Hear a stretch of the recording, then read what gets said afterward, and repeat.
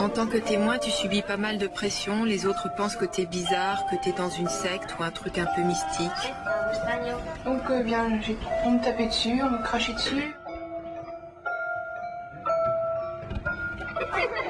On me tapait dans le dos, dans la classe pour pas que j'écoute. Chaque fois que j'allais à l'école, j'avais mon cœur qui battait fort.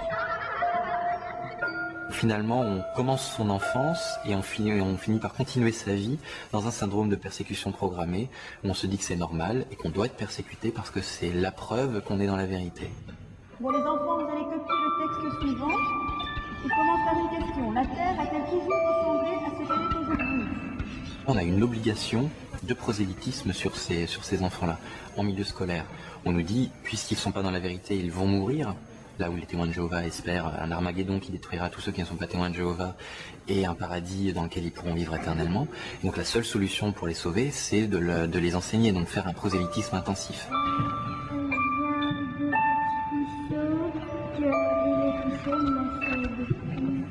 Ils avaient un terme qui s'appelait avoir le sang des autres au-dessus de sa tête.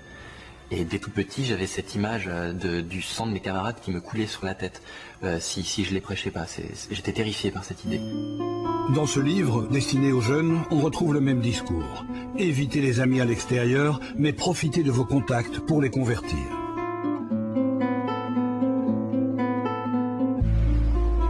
Éduqué par des parents témoins de Jéhovah jusqu'à l'âge de 16 ans, Franz n'avait pas le droit d'avoir des amitiés en dehors du mouvement. C'est sa passion pour les bus qui lui a permis de s'évader. Ça c'est les ateliers, ça c'est les parkings. C'est ici qu'il s'est fait ses premiers amis dans le monde, c'est-à-dire en dehors des témoins de Jéhovah. D'abord en tant que voyageur, puis comme passionné accueilli par les mécaniciens.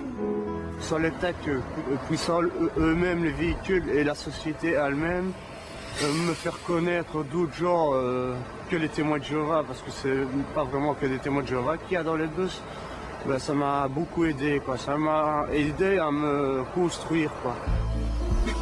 Mais quand Franz a quitté l'organisation, le plus difficile pour lui a été d'oser se déplacer sans crainte dans le monde extérieur. Je voyais que des témoins de Jéhovah, c'était la maison, c'était chic. Et je voulais, une fois, je me suis mis à partir en bus. Je me sentais invincible dedans parce que c'est quand même une grosse masse. Là, puis c'est aux voix des autres têtes qui montent, de gens, qu'ils étaient des gens du monde. Et je cherchais quelque chose, une faille ou quoi, qu'on me disait, je ne voyais pas. Sauf qu'ils fumaient la cigarette avant d'entrer dans le bus, mais ça je trouvais normal, je le faisais bien moi. J'étais fort agité, évidemment. J'ai débarqué dans un monde qui m'acceptait, j'étais tout content, moi. Les témoins de Jéhovah, j'étais rien. Si j'étais encore là-dedans maintenant, je serais rien. Je serais devenu fou. Moi, je dirais que si j'étais pas sorti de là, ben, je serais 10 pieds sous terre, quoi, déjà. Les souffrances décrites par ces ex-témoins de Jéhovah, Sonia Jougla les connaît bien. Dans son cabinet de psychothérapeute, les ex-adeptes qu'elle reçoit vivent très souvent les mêmes difficultés. Ce qui est grave, c'est que l'enfant ne peut pas se développer en tant que personne, en tant que ce qu'il est. Il ne peut devenir que ce à quoi on l'a formaté, ce qu'il doit être pour faire plaisir à Jéhovah. On pourrait dire qu'ils ont un nanisme affectif. Ils ne peuvent pas se développer sur le plan émotionnel et affectif et sur le plan psychologique. On peut parler de maltraitance? Tout à fait. Les loisirs, les sports, la musique, rien n'est choisi au hasard chez les témoins de Jéhovah. Quand elle était adolescente, Lisa n'avait pas le droit d'écouter du rock. Aujourd'hui, elle a quitté l'organisation et elle a élargi sa culture musicale.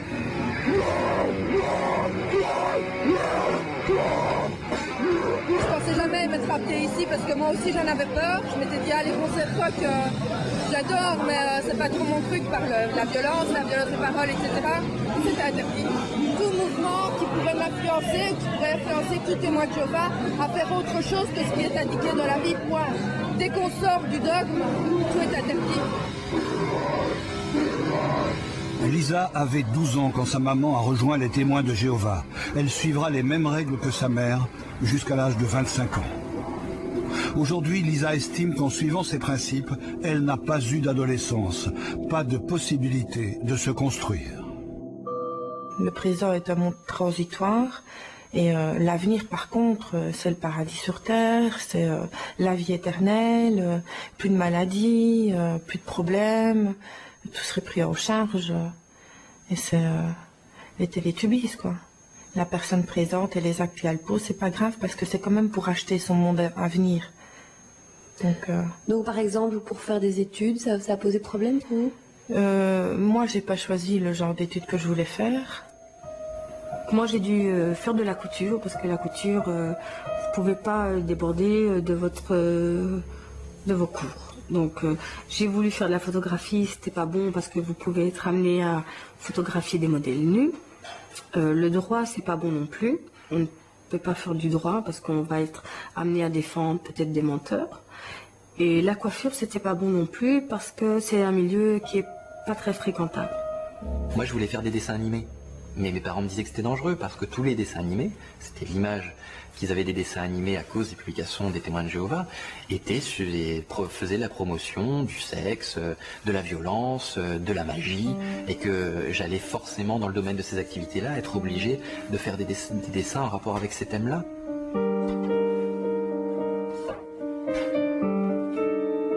Jacques Luc, lui, avait déjà terminé ses études quand il est devenu membre de l'organisation.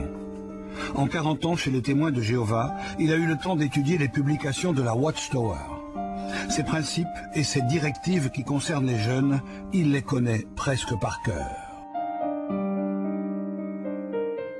Ils disent ceci: l'ambiance universitaire encourage l'esprit d'indépendance et le laxisme, qui sont à l'origine de l'impureté sexuelle et de la toxicomanie, pratiques auxquelles de nombreux jeunes peuvent avoir du mal à résister. Nous incitons les jeunes à continuer d'acquérir la connaissance, celle de la Bible, parce qu'elle conduit à la vie éternelle. En d'autres mots, oui, le faire des études supérieures, c'est la source de tous les maux. Les responsables des témoins de Jéhovah ont refusé l'interview face à la caméra. Mais au téléphone, voici ce qu'ils nous répondent quand on les interpelle sur l'accès aux études supérieures. Dans certains cas, il y a des études universitaires qui peuvent être dommageables. Par exemple? Par les fréquentations. Le milieu universitaire est dangereux, on peut rencontrer de mauvaises personnes. Nous n'allons pas dire ça parce qu'il y a pas mal de témoins de Jéhovah qui ont fait des études universitaires et ils s'y sont bien trouvés. Au contraire, on encourage les enfants témoins de Jéhovah de faire de bonnes études. Donc c'est un peu un double langage, hein. Ils sont obligés d'en avoir, des gens qui font des études supérieures, mais ils ne vont pas l'encourager. Au contraire, des discours récents montrent qu'ils vont plutôt faire en sorte que les jeunes ne fassent pas d'études. Invece di perseguire alta educazione, sarebbe bene crescere nella conoscenza di Geova.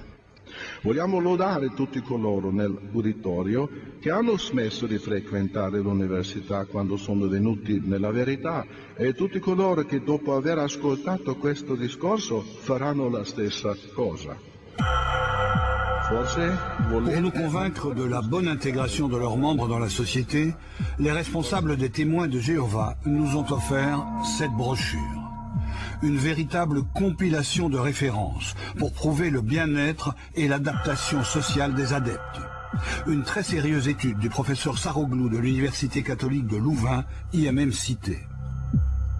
Il est apparu que ces personnes ont bien des croyances essentielles pour l'adaptation au monde et pour le bien-être.